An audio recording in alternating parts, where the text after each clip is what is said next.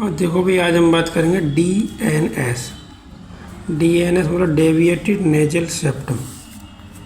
अब इसकी full form भी पूछ सकता है इसमें, ठीक है ना। इसके इंट्रोडक्शन पे चलते हैं। Side way displacement of the wall between the nostrils. Side way displacement of the wall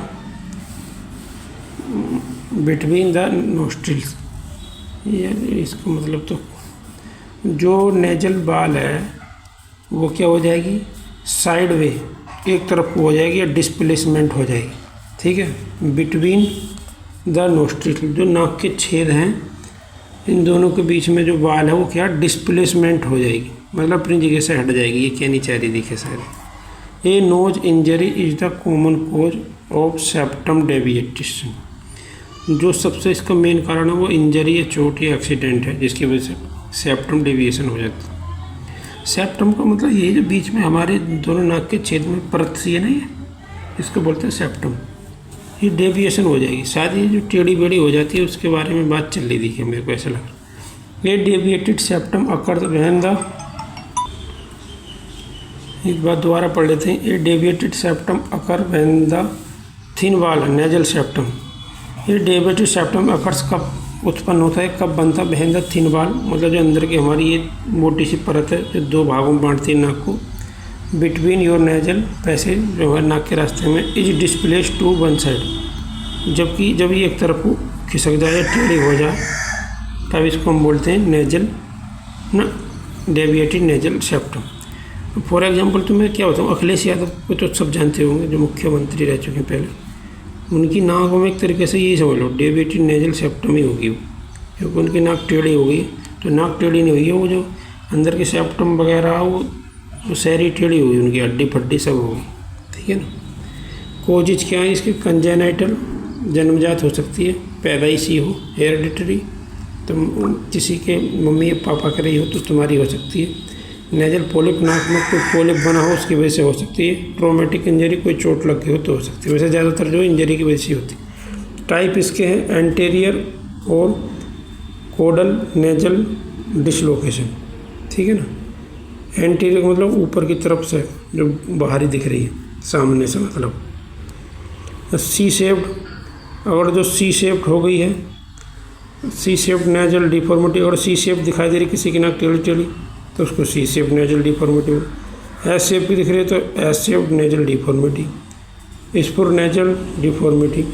thickness of impacted nasal septum, thickness और इम्पैक्टेड नेजल सेप्टम, ये इतने टाइप की रहती है। अब तुम समझ जाओ हमारे जो मुख्यमंत्री रह चुके हैं अखिलेश यादव जी की कैसी है, तो इन्हीं में उनका कोई टाइप है।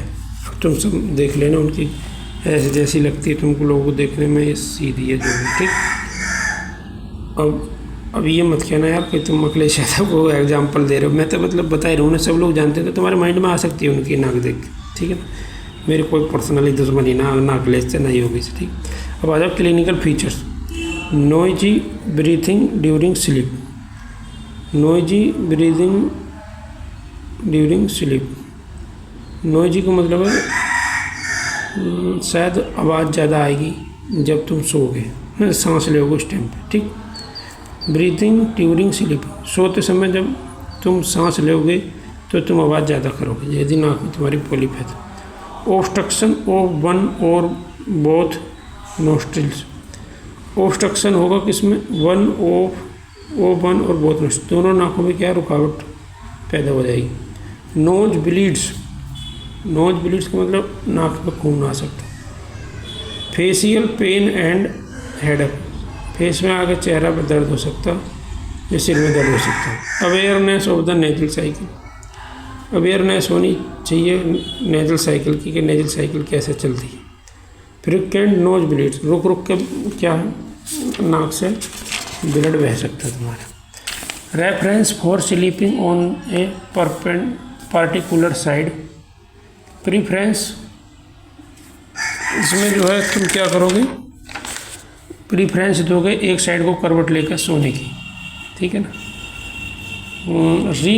रिकरिंग साइनस इन्फेक्शन, रिकरिंग का मतलब बार बार तुम्हारी नाक में इन्फेक्शन हो जाए, साइनस इन्फेक्शन। ये ब्लॉकेड नोस्ट्रिल्स, नाक का छेद कब बंद हो जाएगा तुम्हारी, कहीं कह रही है। That does not respond to treatment, जो कि ट्रीटमेंट को क्या रेस्पॉन्ड नहीं देगा इतनी आसानी से, ऐसा हो सकता है। डायग्नोसिस देखें तो ये एंटीरियर रेनोस्कोपी करा सकते हैं डॉक्टर, पोस्टीरियर रेनोस्कोपी करा सकते हैं, कोटल टेस्ट करा सकते हैं, एक्सरे, पैरानेजल साइनस करा सकते हैं, सीटी स्कैन, पैरानेजल साइनस करा सकते हैं। ट्रीटमेंट में देखा तो ट्रीटमेंट इंक्लूड डिकंजेस्टेंट, कंजेस्टेंट का मतलब किसी एरिया का संकरा हो जाना, और डिकंजेस्टेंट का मतलब किसी चीज़ को खोलने वाला। तो नाक में कुछ ऐसी दवाई देती हूँ वो जो डिकंजेस्टेंट क्या एंटीहिस्टामिन, जो नाक बंद सी हो रही इसको खोल देंगे। नेजल स्टेरॉइड देंगे, use of adhesive strip to open nasal passage, use an adhesive strip, एक स्ट्रिप लगाएंगे टू ओपन खोलने के लिए, use passage the and surgery, जो नाक का रास्ता बंद होगा उसको खोलने के लिए ये सब करना। यह है septoplasty, is surgery to fix a crooked septum, जो सेप्टम हो गई हमारी टेढ़ी तो उसको क्रोक्ड फिक्स करने के लिए क्या करेंगे, सर्जरी करेंगे, उसको बोलते हैं सेप्टोप्लास्टी। सही दिख नहीं रही, गलत हो गई मेरे से, सेप्टोप्लास्टी दिखे। कॉम्प्लिकेशन देखें तो इसके क्या है, ड्राई माउथ, मुंह सूखा नहीं रहेगा तो ज़्यादा चांस रहेंगे तुम्हारे वो होने के।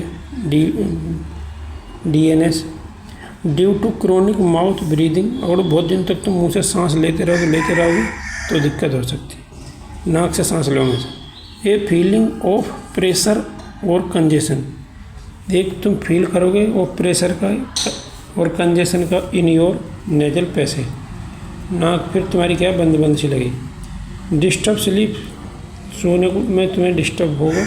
मिडिल एयर इन्फेक्शन, ओटाइटिस हो सकती है, रिकरेंट साइनाइटिस हो सकती है, एट्रोपिक राइनाइटिस हो सकती है। प्रिवेंशन, रोक, इसको कैसे रोक सकते हैं बीमारी को होने से। बियर ए हेलमेट और मिड फेस मास्क, मास्क पहनो या हेलमेट पहनो व्हेन प्लेइंग कॉन्टैक्ट स्पोर्ट, जब तुम खेल रहे हो उस टाइम पे, सच एज फुटबॉल और वॉलीबॉल, जब फुटबॉल या वॉलीबॉल खेल रहे। Wear a seat belt when driving in a motor vehicle, अपनी सीट बेल्ट वगैरह पहनो जब ड्राइविंग कर रहे हो।